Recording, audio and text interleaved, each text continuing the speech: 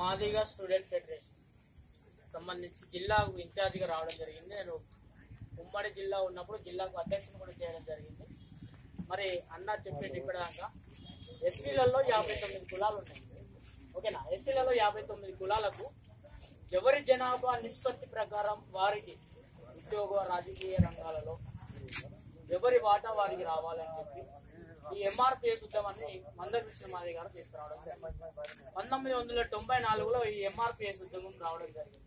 ఎందుకు మరి ఉద్యమం ఎందుకు వచ్చింది అని అంటే, మరి సామాజికంగా ఆర్థికంగా ఉద్యోగ రాజకీయ సంక్షేమ రంగాలలో మరి జనాభా నిష్పత్తి ప్రకారం ఎవరి వాటా ఎంత ఉన్నదో వారి వాటా ప్రకారం వారికి ఉద్యోగాలు కానీ రాజకీయ పరంగా వచ్చే రిజర్వేషన్లలో వాటా కానీ ఇతర దళితులకు అంటే ఎస్సీలకు ఉపకులాలకు వారి జనాభా నిష్పత్తి ప్రకారం వారికి రావాలనే ఉద్దేశంతో మరి రావడం లేదు. మన జనాభా నిష్పత్తి ప్రకారం మనకు ఎవరి 59 కులాలకు వారికి సమాన అవకాశాలు రావడం లేదని చెప్పేసి అది గమనించినటువంటి మందకృష్ణ మాదిగ గారు మరి ఎంఆర్పిఎస్ అన్న ఉద్యమాన్ని తీసుకురావడం జరిగింది. ప్రకాశం జిల్లా 7 గ్రామంలో ఆంధ్రాలో అది 94లో రావడం జరిగింది. మరి 94లో వచ్చినటువంటి ఉద్యమం కేవలం 6 సంవత్సరాలలోనే ఎస్సీ వర్గీకరణ సాధించింది. అంటే ఎస్సీ వర్గీకరణ అనేది ఏంటిది అనేది మీకు అర్థం కావాలి. ఎస్సీ వర్గీకరణ అంటే మరి ఎస్సీలలో ఉన్నటువంటి 59 కులాలు ఉన్నాయి కదా, ఆ 59 కులాలకు ఏబిసిడి రావాలి. ఏబిసిడి అని ఉంటుంది. అది బీసీలలో మీకు ఐడియా ఉంది. బీసీలలో ఏబిసిడి ఉంటుంది. ఎవరి కుల ప్రకారము వారికి ఒక సర్టిఫికెట్ ఇస్తారు. ఎంఆర్ఓ ఆఫీస్ లో ఒక సర్టిఫికెట్ ఇస్తారు. ఏం సర్టిఫికెట్? మనం ఒక భారతదేశంలో నివసిస్తున్నాం అంటే ఏం కావాలి? ప్రస్తుతం ఆధార్ కార్డు కావాలి. అలాగనే మనం ఒక సమాజంలో జీవిస్తున్నాం, మనల్ని గుర్తించాలి. లేదా నువ్వు పలాని మాదిగా, పలాని మాదిగా, పలాని మాల, పలాని సంథింగ్ గా ఇతర కులాలుగా ఉన్నామంటే అది ఏ విధంగా గుర్తిస్తారు? ఒక కులం ఆధారంగానే. ఆ కులము మనకు ఎంఆర్ఓ ఆఫీస్ లో ఇస్తారు. మనం మాదిగా అయితే మాదిగా, మాల అయితే మాల, ఇతర సంథింగ్ బీసీ, కమ్మరి కుమ్మరి ఇలాంటి వాళ్ళు డిసైడ్ చేసి మనకు రిజర్వేషన్ పరంగా మనకు ఏబిసిడి ఇవ్వడం జరుగుతుంది. అట్లనే మన కులంలో ఉన్నటువంటి 59 కులాలకు డక్కలి, మాస్టర్, చింది లాంటి వారికి కూడా ఎవరి కేటగిరీ వైజ్ గా వారికి ఏబిసిడి వర్గీకరణ ఏబిసిడి అనేది కాస్ట్ సర్టిఫికేట్ లో రావాలి. అది ఒక ప్రత్యేకమైన ప్రణాళిక ప్రకారం అది రావాలి. దానికోసమే ఈ ఎంఆర్పిఎస్ ఉద్యమం జరుగుతుంది.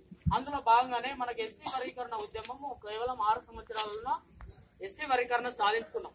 అంటే ఎంఆర్పిఎస్ ఉద్యమం వచ్చిన తర్వాత ఎంఆర్పిఎస్ ఉద్యమంలో చాలా మంది, వేల మంది మరి పోరాటం చేయడం జరిగింది. మరి ఆ పోరాటంలో ప్రాణాలు కూడా ఇవ్వడం జరిగింది. మన ఉద్యమానికి చాలా మంది చనిపోవడం జరిగింది. యువత, విద్యార్థులు అందరూ కూడా దాదాపు 10 మంది 20 మంది దాకా చనిపోవడం జరిగింది. 20 మంది దాకా చనిపోయారు. తెలంగాణ మూవ్మెంట్ లో ఏ విధంగా అయితే బ్రహ్మాండంగా మనమే ఎస్సీ, ఎస్టీ, బీసీ మైనార్టీలను ఏ విధంగా అయితే రోడ్డు మీదకి వచ్చి కొట్లాడినామో అదే విధంగా మన ఎస్సీ వర్గీకరణ కోసం కూడా మన యువత, మనం అన్నలు ప్రాణాలు అర్పించడం జరిగింది.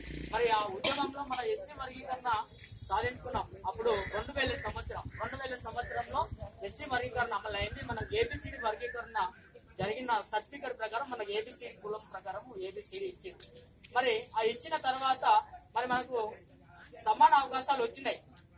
2000 సంవత్సరం నుంచి 2004 దాకా మనకి ఎస్సీ వర్గీకరణ అమల్లో ఉంది. అయితే 2000 సంవత్సరం నుంచి 2004 దాకా మనకు ఎస్సీ వర్గీకరణ అమల్లో ఉంది. ఓకేనా? అది మనకు స్వతంత్రం ఎప్పుడు వచ్చింది అనుకుంటున్నాం? ఎప్పుడు వచ్చింది? మనకు 47లో వచ్చింది. 47 నుంచి 2000 సంవత్సరం దాకా ఎన్ని సంవత్సరాలు అవుతుంది? దాదాపు 53 సంవత్సరాలు అవుతుంది. ఓకేనా?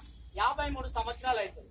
ఆ 53 సంవత్సరాలలో వర్గీకరణ జరగక ముందు విషయం ఇది. ఓకేనా? 53 సంవత్సరాలలో మనకి 20,000 ఉద్యోగాలు రావడం జరిగింది. మాదిగలకు, మాదిగ ఉపకులకు. ఎన్ని సంవత్సరాలలో? 53 సంవత్సరాలలో. స్వతంత్రం వచ్చింది 1947. ఓకేనా? 47 నుంచి 2000 సంవత్సరం దాకా 53 సంవత్సరాలలో 20,000 ఉద్యోగాలు రావడం జరిగింది మనకు మాదిగ ఉపకులకు. మరి వర్గీకరణ ఎప్పుడు జరిగింది అనుకున్నాం? 2000 సంవత్సరంలో జరిగింది. ఓకేనా?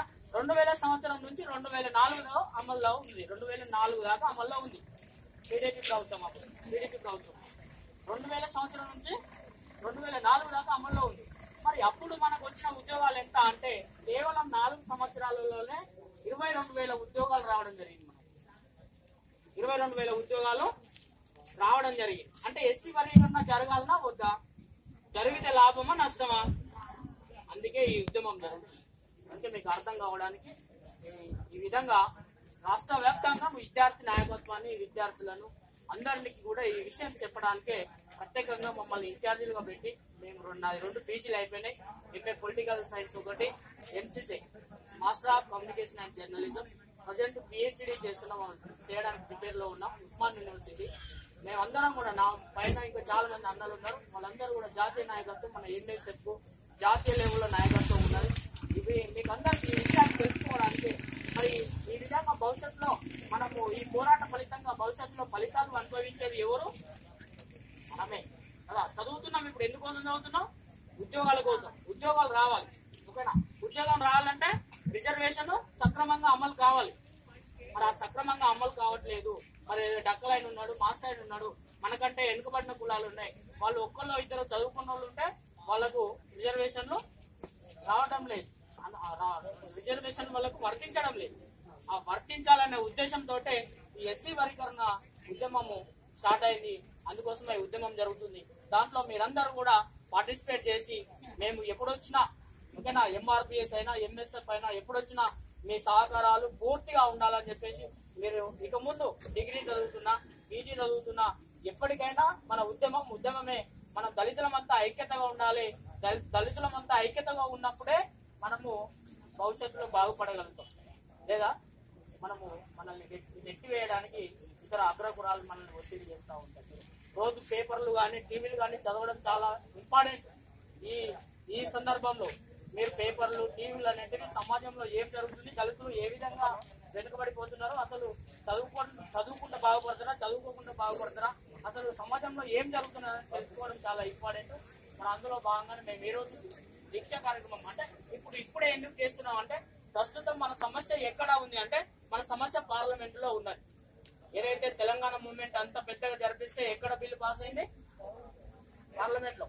మరి మన సమస్య సరే వర్గీకరణ జరిగింది అనుకుంటున్నాం కదా, జరిగినాక ఎందుకు కొట్టేసిరంటే పార్లమెంట్ లో బిల్ పాస్ కావాలి. పార్లమెంట్ అంటే తెలుసు కదా, లోక్సభ.